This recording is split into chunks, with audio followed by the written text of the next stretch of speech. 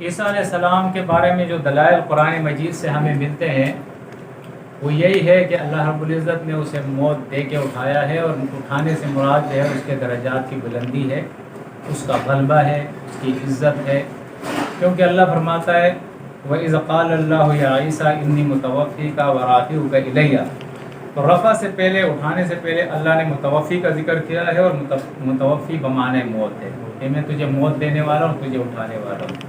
تو یہ قرآن کی ترتیب ہے، اور اس پہ ہمیں ایمان رکھنا ہوگا کہ اللہ نے اس کو موت دی ہے۔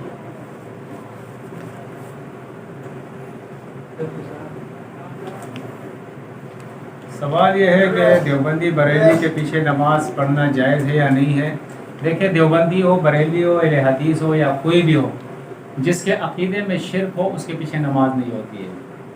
اس لیے نہیں ہوتی ہے کہ میں آپ کو مثال بتا دیتا ہوں کہ اگر آپ کو پتہ لگ جائے کہ یہ شخص جو نماز کے لیے آگے بڑھ گیا، امام، یہ سود کا کاروبار کرتا ہے، تو آپ اس کے پیچھے نماز پڑھو گے؟ نہیں۔ اگر آپ کو پتہ لگ جائے کہ یہ زانی ہے مولوی، تو آپ اس کے پیچھے نماز پڑھو گے؟ نہیں۔ تو بھائی یہ تو گناہ کبیرہ ہے نا، اور شرک کو اللہ نے اکبر الکبائر کہا ہے، یعنی ان کبیرہ گناہوں سے بھی وہ بڑا گناہ ہے۔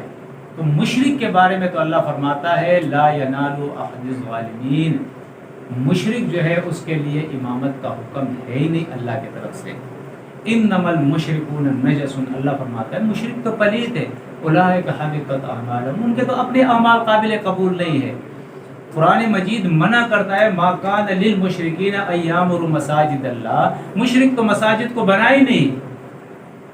فلا یقربوا المسجد الحرام بعد عامهم هذا، اس سال کے بعد مسجد حرام، 9واں سال ہجرت کا، مسجد حرام کے قریب بھی مشرک نہ آئے، اس کی عبادت اللہ کو قبول ہی نہیں ہے۔ اور پھر ہم جائے ایک مشرک بدعقیدہ جو تعویذ لکھتا ہے، جو دم کرتا ہے، جو یا رسول اور یا علی مدد کے نعرے لگاتا ہے، جس کا عقیدہ دجال کا ہو، شرکیہ عقائد ہو، اور وہ آگے بڑھے اور ہم کہیں کہ اللہ اکبر، اس کے پیچھے نماز پڑھے، تو یہ اپنے ساتھ زیادتی ہے، اس کی نہ اپنی نماز قبول ہوتی ہے نہ آپ کی نماز قبول ہوتی ہے۔ دوسرا مسئلہ یہ ہے کہ ہمارے اکثر ائمہ جو مساجد کے اندر ہوتے ہیں وہ نماز پڑھانے کی اجرت لیتے ہیں، ٹھیک ہے نا، اور جو اجرت لے گا تو اس نے اپنی نماز کی اجرت لے کے معاملہ ختم کر دیا، قیامت کے دن اس کو کچھ نہیں ملے گا۔ تو جب اس کو نہیں ملے گا تو آپ کو کہاں سے ملے گا؟ یہ تو اجرت والی نماز ہے، وہ فرض نماز تو یہ ہے نہیں جو اللہ نے فرض کی ہے۔ اگر وہ فرض نماز کو سمجھتا تو کبھی بھی وہ اجرت نہیں لیتا، لوگوں سے وہ کیوں پیسے لے رہا ہے؟ پھر کہہ رہے بھائی وقت کی پابندی، تو ایسی نماز تو دنیا میں ہے ہی نہیں جس میں وقت کی پابندی نہ ہو۔ ان الصلاۃ کانت علی المؤمنین کتابا موقوتا، صلاۃ تو اللہ نے وقت کی پابندی کے ساتھ فرض کی ہے، تو آپ نماز کو تو وقت کی پابندی کے ساتھ ہی پڑھو گے، ٹھیک ہے نا۔ تو ایسے اماموں کے پیچھے جو اجرت لے، یا ایسے امام جن کے عقائد میں شرک ہو، ان کے پیچھے نماز نہیں ہوتی ہے۔ ابھی ہم سنتے آ رہے ہیں کہ حضرت عمر کے دور میں جو ہے نا وہ وظیفہ مقرر تھا، اس کی کیا سچائی ہے؟ دیکھیں، کوئی یہ ثابت کر دے کہ عمر رضی اللہ عنہ کے دور میں جو امامت کرتا تھا اس کا وظیفہ تھا، جو قرآن پڑھاتا تھا اس کا وظیفہ تھا، ہم مان جائیں گے۔